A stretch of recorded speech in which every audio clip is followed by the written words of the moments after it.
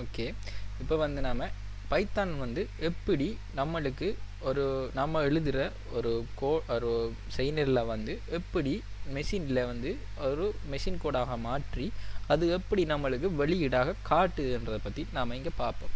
இப்போ நீங்கள் வந்து ஒரு 3 லைன் கோட் எழுதுறீங்க என்று வச்சுக்கொள்ளுங்களா. இந்த கோட் வந்து செயற்படுத்தப்பட்டு நம்மளுக்கு வந்து ஒரு வரி விளைவு வருது. அது எப்படி என்றதை பார்ப்போம். நீங்கள் எழுதுகிற கோடானது வந்து முதல்ல நீங்கள் கேள்விப்பட்ட இன்டர்பிரேட்டர் என்றதுக்குள்ளாக செயற்படுத்தப்பட்டு இந்த இன்டர்பிரேட்டர் என்ன செய்யும்னு சொன்னால், நீங்கள் எழுதின கோடை வந்து ஒன்றுக்கள் பூஜ்ஜியம், அதாவது ஒன்றுக்களாகவும் பூஜ்ஜியங்களாகவும் அது ஒரு மெஷின் கோட் இயந்திர மொழியாக மாற்றப்படும். சரியா?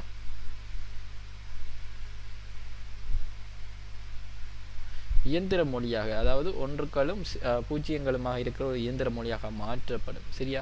இதுதான் இங்கே பைத்தனில் வந்து இன்டர்பிரேட்டனூடாக நடைபெறுது. நீங்கள் 3 4 இல்லை ஒரு பெரிய ஒரு அப்ளிகேஷன் நீங்கள் பில்ட் பண்ண போனால் அது வந்து ஒரு 1000 2000 2000 5000 10000 லைனுக்கு கிட்ட நீங்கள் கோட் எழுத வேண்டி வரும். அந்த அவ்வளோ லைன் கோடும் வந்து இன்டர்பிரேட்டரால் ஒவ்வொரு லைனாக ஒவ்வொரு வரிசையாக செயற்படுத்தப்பட்டு அது வந்து ஒரு இயந்திர மொழியாக ஃபஸ்ட்டாக மாற்றப்படும். சரியா?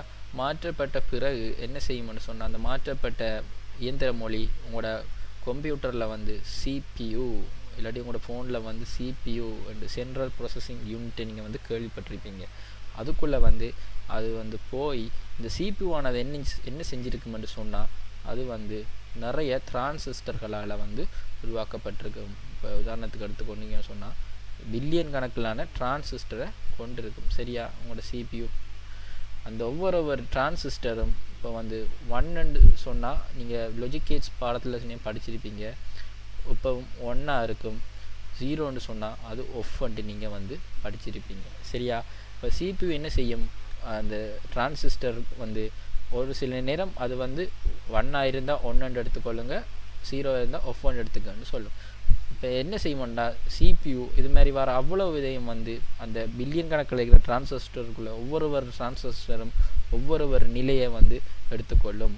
இப்போ 1 சொன்னால் 1 எடுத்துக்கொள்ளும், 0 சொன்னால் வந்து ஒஃப் எடுத்துக்கொண்டு உங்களோட ஃபோன் ஸ்க்ரீன் கடைசியில் எப்படி இருக்குன்னு சொன்னால் அது வந்து நிறைய பிக்சல்களால் ஆக்கப்பட்டிருக்கும். பிக்சல்னு சொன்னால் சின்ன லைட் பல்ப் நீங்கள் வச்சுக்கொள்ளுங்க. சரியா?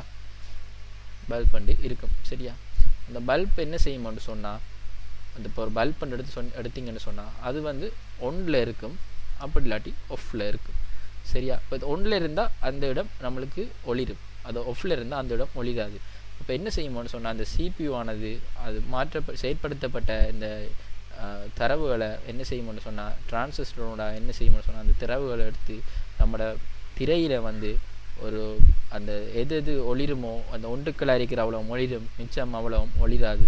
அப்படி இருக்கக்குள்ள வந்து அது அப்படியே சொல்லி ஒரு உருவமாக நம்மளுக்கு அவரத்தை காட்சிப்படுத்தும். சரியா? காட்சிப்படுத்தி வரும். அதால் தான் நம்ம திரையில் வந்து ஒரு உருவம் வந்து நம்மளுக்கு, அதாவது வீடியோக்களாக இருக்கலாம், இமேஜ்களாக இருக்கலாம், இல்லை நீங்கள் விளையாடுற கேமாக இருக்கலாம், அது வந்து இந்த அட்வான்ஸ் டெக்னாலஜியில் வந்து தான் அது வந்து உருவாக்கப்பட்டிருக்கு. சரியா? அது ஒரு CPU வந்து உண்மையாகவே ஒரு பெரிய கண்டுபிடிப்பு. அதை கண்டுபிடிச்சாக்களுக்கு வந்து என்ன சொன்னால் நோபல் பரிசு கொடுத்தவங்க. அது ஒரு காம்ப்ளெக்ஸான ஒரு ஸ்ட்ரக்சர், அதில் தான் செயற்படுத்தப்பட்டு நம்மளுக்கு நம்ம திரைகளில் வந்து அந்த வெளியீடானது காட்டப்படுது. இப்போ நீங்கள் தெரிஞ்சு கொள்ள வேண்டிய விஷயம் என்னென்னு சொன்னால், பைத்தானில் இருக்கிற ஒவ்வொரு லைனும் ஒவ்வொரு வரிசையும் இன்டர்பிரேட்டரால் செயற்படுத்தப்பட்டு அது மெஷின் கோடாக மாற்றப்பட்டு, மெஷின் கோடாக மாற்றப்பட்டது என்ன செய்யும்னு சொன்னால் CPUக்குள்ளே சென்று CPU ஆனது என்ன செய்யும்னு சொன்னால் அந்த இருக்கிற தரவுகளை வந்து செயற்படுத்தி அப்படி திரையில் வந்து நம்மளுக்கு வெளியீடுகளை வந்து காட்டுது. சரியா? இதை நீங்கள் வந்து இப்போ நீங்கள் வந்து ஈஸியாக புரிஞ்சு கொள்ளலாம். சரிதானே? இப்போ நம்ம வந்து பைத்தான் மொழியை பற்றி இன்னும் கொஞ்சம் விரிவாக பார்ப்போம்.